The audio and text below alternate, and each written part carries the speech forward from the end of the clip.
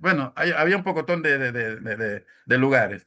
Este Filipo II, o Filipo de Macedonia, él empezó guerra, pero la guerra de él no era para desbaratar Grecia, sino para unificarla. Aquellos rebeldes que querían seguir con su separación, él los vencía y se unían a la Grecia, se unían a una sola Grecia.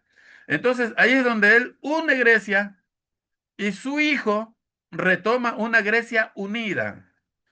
¿El hijo cuál era? Alejandro Magno. Alejandro Magno en sus conquistas empieza a dirigirse por todas partes, conquista lo que son los medopersas, el norte, el sur y todos lados. En la conquista de Alejandro Magno es cuando el griego se empieza a expandir, el griego koiné, y a unificarse. Todos empiezan a hablar un solo idioma debido a las grandes conquistas, ¿no? Entonces, la época de oro del griego koiné o griego común se extendió desde alrededor del año 300. El año 300 fue el año en que Alejandro Magno empezó a expandir su imperio, hasta aproximadamente 500 años después de Cristo, que se siguió hablando el griego koiné, ¿sí? Alejandro el Grande fue el responsable de que el griego fuese la lengua universal de aquel tiempo. Fue uno de los imperios más grandes que se fue desarrollando con las conquistas que él iba haciendo con su pueblo, con sus ejércitos, ¿sí? Tal fue su extensión que tanto los decretos de los gobernantes imperiales como los del Senado romano se traducían a griego. Se hizo una lengua común, perdón. El título sobre la cruz de Cristo estaba escrito en griego koiné, estaba en latín y estaba en hebreo, ¿sí? El título que se le puso en el momento. Vamos a ver algo importantísimo sobre la Septuaginta. Los idiomas de la Biblia del Antiguo Testamento, originalmente era el hebreo, ¿no? Todos sabemos que el idioma original era el hebreo, ¿sí? Existen algunos pasajes que fueron escritos en arameo, en el idioma original. Por ejemplo, en Daniel capítulo 2 hasta el capítulo 7 fueron escritos en arameo. Esdras también fue escrito en arameo. Jeremías, algunas partes en arameo. El Nuevo Testamento fue escrito en griego, que era la lengua común. Sí hubieron algunas partes que se escribieron en hebreo, pero poquísimas, ¿no? Y otras en arameo, ¿sí? La Septuaginta es la versión del antiguo. Yo creo que todos sabemos lo que es la Septuaginta, ¿no? La versión de los 70 que se le llama. Es una versión del antiguo hebreo, del Antiguo Testamento, en hebreo al griego. Estaba escrito originalmente en hebreo, pero se le escribió en griego. Había un hombrecito que se llamaba Ptolomeo Filadelfo, ¿no? Él fue uno de los generales que estaban ocupados en la parte sur del imperio griego de aquel entonces. A la muerte de Alejandro Magno, se dividió el imperio en algunos puntos. Y uno de esos puntos los cogieron los Ptolomeos. Los Ptolomeos. Ptolomeo Filadelfo, él estaba en Egipto, él tomó por posesión Egipto. Él tenía la biblioteca más grande del mundo, la más importante a nivel mundial, que por cierto su tecnología o su filosofía, sus estudios eran egipcios, no eran griegos. Los griegos extrayeron la sabiduría de los egipcios, porque ellos, a través de el incendio que hubo en Alejandría, ellos rescataron esos libros y como ya ellos controlaron la parte de Alejandría, ellos tomaron por posesión la biblioteca de Alejandría, poniéndola como que fuera autoría de ellos, pero esa sabiduría era griega, perdón, la sabiduría era egipcia, no era griega. Hasta ahí estamos bien, ¿verdad? No era griega. Ptolomeo Filadelfo, él se sentía orgulloso de su biblioteca y él dijo, bueno, llama a su bibliotecario Demetrius. Dice, mira Demetrius, tenemos esta gran biblioteca, somos los reyes del mundo. ¿Qué te parece? No, le dice el señor, aquí falta un libro. Hay un libro que está en hebreo, pero no está traducido en griego. A ver, bájamela despacio. ¿Cuál es ese libro? Es la Biblia de los hebreos.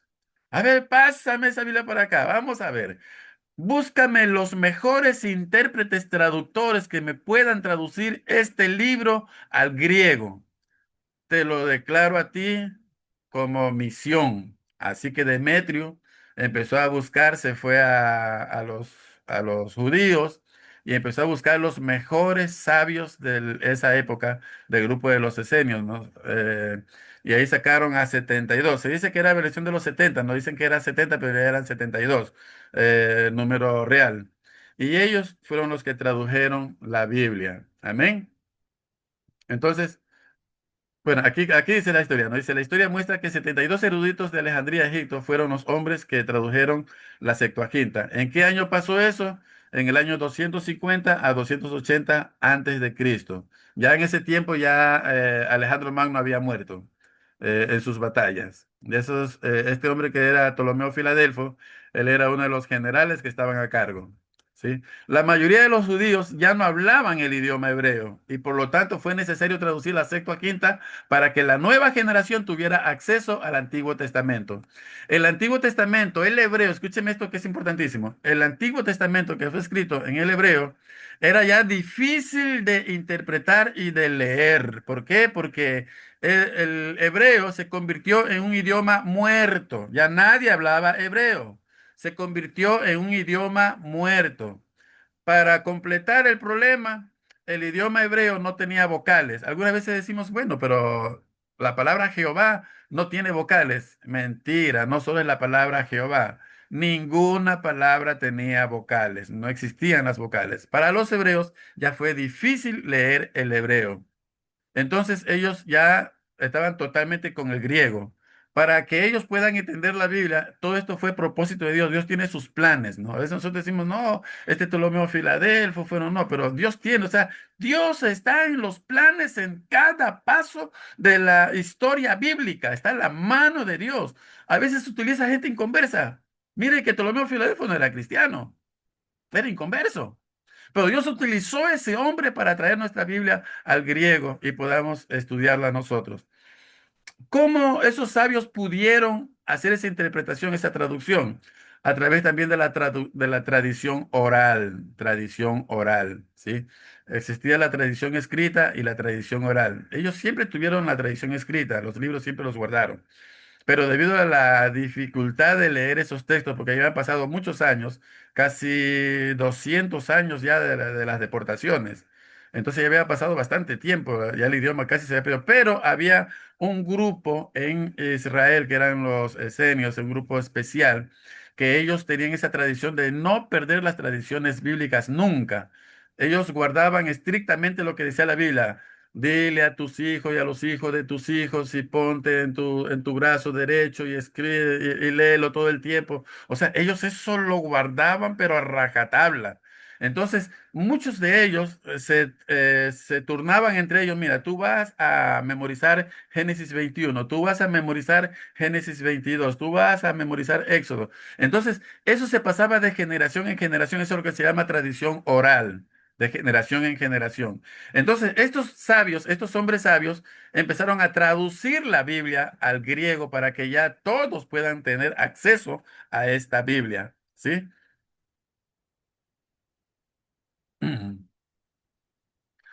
Fue durante el reinado de Ptolomeo Filadelfo, 285 a 246 a.C., que se confeccionó la Septuaginta versión griega del Antiguo Testamento. Según la historia, Demetrio, el bibliotecario, sugirió a Ptolomeo que consiguiera una traducción cuidadosa de los escritos y que fueran los judíos mismos quienes hicieran la traducción. Es que son los únicos que iban a poder hacerlo.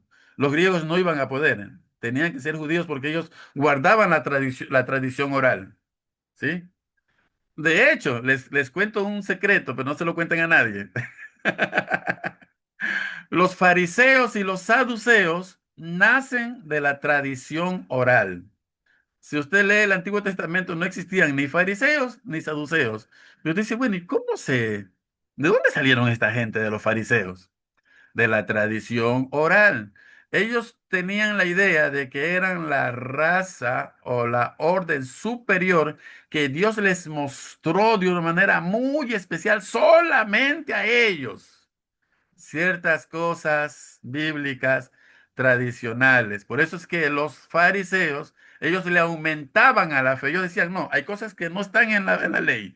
Pero Dios nos cogió a nosotros a través de la tradición oral, nos habló personalmente y nos dijo esto. Por tanto, nosotros somos los eruditos. Ahí nacen los famosos fariseos y los saduceos. Los fariseos, lógicamente, ellos se apegaban con el pueblo.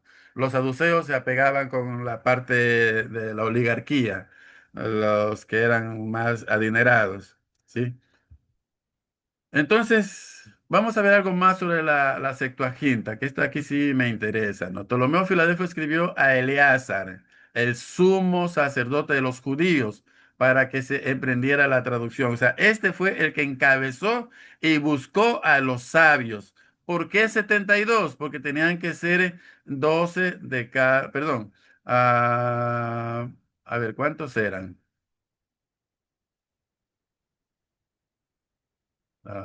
7 por 12. Ya, eran 7 de cada tribu. Eran 7, 7 de cada tribu. 7 por 12, 72. Estamos bien, ¿no? A ver, estoy mal. Seis de cada tribu. Seis 6 por de cada 12, tribu, setenta y ¿no? dos. 6 de cada tribu, está bien, estamos bien.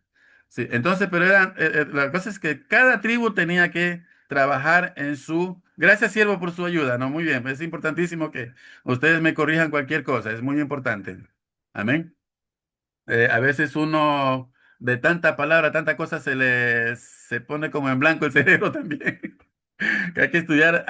Por cierto, ¿no? Les recomiendo harta historia. Estudien historia, que es muy importante, ¿no? Es muy importante para conocer. Esto aquí nos va a ayudar también a ciertas interpretaciones bíblicas, porque hay ciertos comentarios bíblicos dentro de la misma Biblia que tiene que ver con la historia, con el sistema que se está viviendo, con las tradiciones, las culturas de la Biblia. En eso consiste la exégesis, en usted estudiar lo que son las culturas. Es como cuando le dice a la mujer, no le permito que la mujer hable en la congregación. No falta el machista ahí, yo no permito que la mujer sea pastora, no permito que la mujer, o sea, porque cogemos la Biblia y la interpretamos de una manera actualizada, ¿no? O sea, en nuestro lenguaje actual, pero hay que traducirla e interpretarla al lenguaje del momento. En el momento había ciertas culturas en el tiempo bíblico, culturas en que la mujer, más que todo en Corintio, ¿no? Que era una ciudad muy pagana, donde la mujer a veces tenía control sobre el hombre. Entonces, es algo cultural de la época, ¿no? En que la mujer no tenía ese control de hablar en público. Incluso hasta para preguntar al esposo tenía que ir a su casa, imagínese.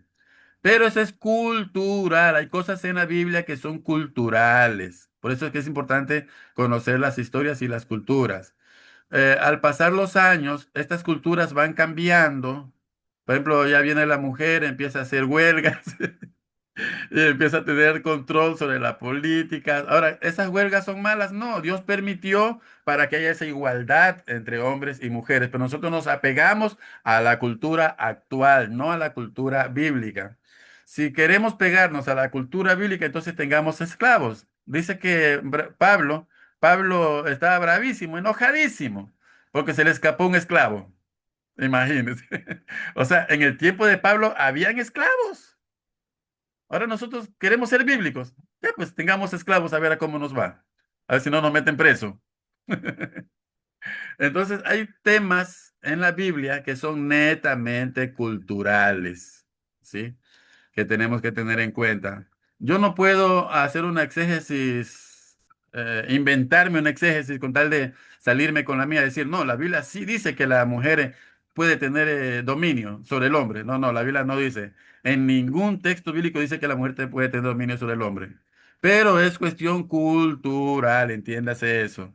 Tenemos que regirnos a las leyes que tenemos actualmente, la legislación de cada país. Cuando usted es misionero, usted viaja a un cierto lugar y lo envían a una cierta actividad misionera, usted como misionero tiene que apegarse a la cultura donde llega. Usted no espere que la persona o el grupo donde usted está visitando se apeguen a usted o que le obedezcan a usted. Usted tiene que apegarse a la cultura. Si yo entro a una iglesia y veo que todo el mundo se saca la camisa, créalo, yo me saco la camisa.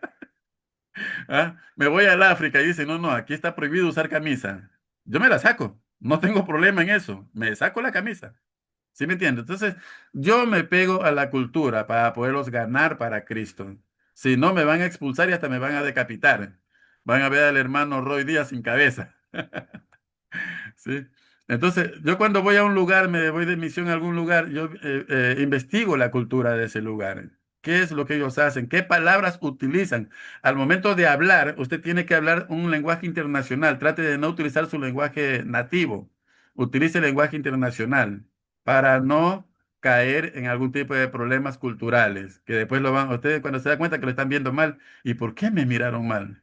A un amigo que estuvo en Brasil, estaba esperando un carro y al lado había una señora, una dama común y corriente, ¿no? Y venía un carro esos de 2 pisos, pero hermosísimo.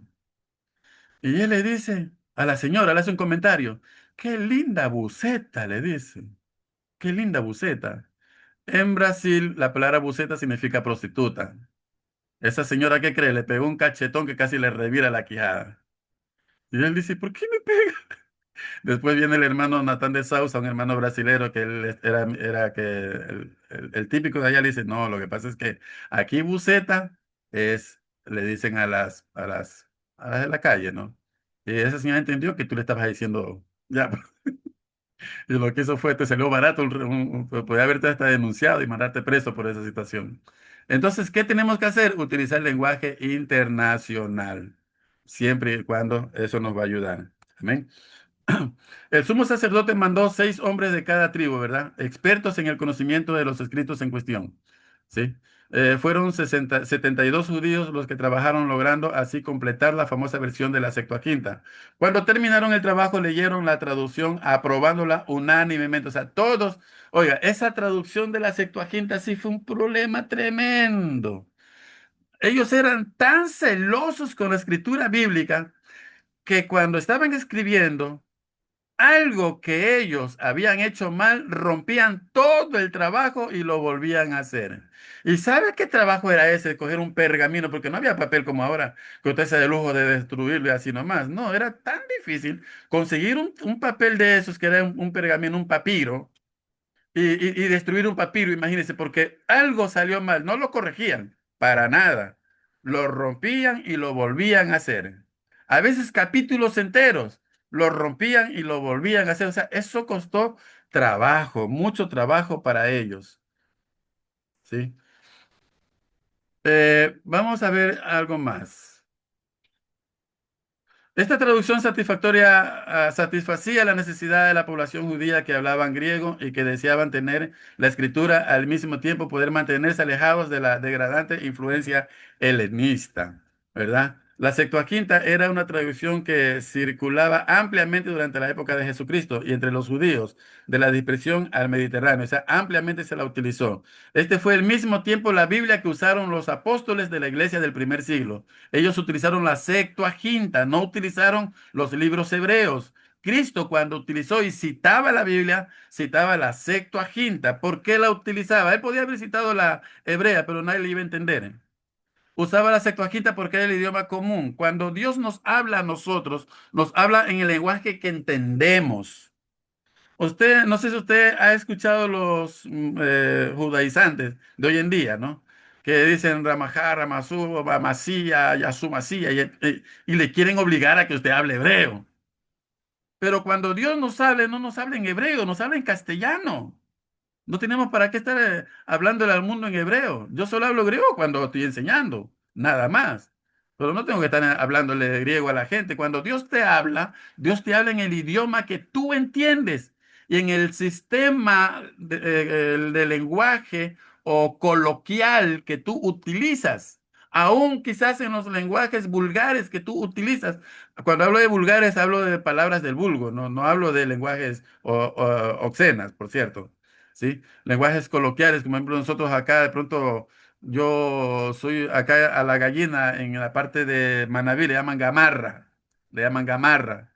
Yo no sabía, una vez alguien me dice, oye, dice, me traje como 5 gamarras. Y yo, ¿y qué es gamarra? No vas a saber lo que es gamarra. La verdad es que no sé, le digo. Me dice, pero son las gallinas, o sea, tanto insistencia para que me diga que es gallina. Entonces, de pronto Dios cuando le quiere hablar a esa persona allá de esos lugares, le dice, mira, te voy a regalar 5 gamarras. ¿Mm? Es el lenguaje que él entiende. Así es. Por eso es el peligro de que nosotros hagamos una doctrina de algo que hemos tenido como revelación. No podemos hacer doctrina de algo revelado. La doctrina la sacamos de la Biblia, no de algo revelado. A veces Dios sí nos revela, nos muestra en forma profética, en sueños, pero nos muestra para beneficio nuestro, para edificación personal, no para que lo enseñemos como doctrina. Y yo escucho muchas personas que dicen, no, si tú vas a expulsar un demonio, abre los ojos. Otros dicen, si vas a expulsar un demonio, cierra los ojos. No, que si vas a expulsar un demonio, tienes que darle aceite. Oye, que salen un gajo, un pocotón de doctrinas. La palabra gajo, por cierto, es una palabra coloquial acá en Ecuador, ¿no? Que decimos bastante, mucho. Entonces, y salen unas doctrinas medias raras por ahí, hermanos, que yo me quedo, caigo de cabeza como condorito, me voy para atrás a veces con tanta doctrina. Entonces, vemos que nosotros tenemos que tener un lenguaje general, ¿no? Entonces, Dios cuando hablaba, Él usó la Septuaginta por cultura, porque todos utilizaban el hebreo, perdón, el griego en ese tiempo, el griego, y tenía que utilizar ese tipo de cultura, ¿no? Ese fue el mismo tiempo de la Biblia que usaron todos los apóstoles, ¿sí? Eh, entonces vemos que la providencia de Dios se puede ver claramente en la producción de la Septuaginta. Él permitió que esta Septuaginta se haga presente, ¿no? El mundo necesitaba tener acceso a las escrituras, lo cual ya no tenía acceso, solo a través de la tradición oral, nada más. Había un sistema litúrgico en las sinagogas que sí leían el hebreo, pero nadie le entendía. Era nomás algo litúrgico, o sea, iban a las sinagogas, leían, era ya una costumbre religiosa, ¿no? Pero nadie entendía, o sea, era de por gusto que estudiar. Es como los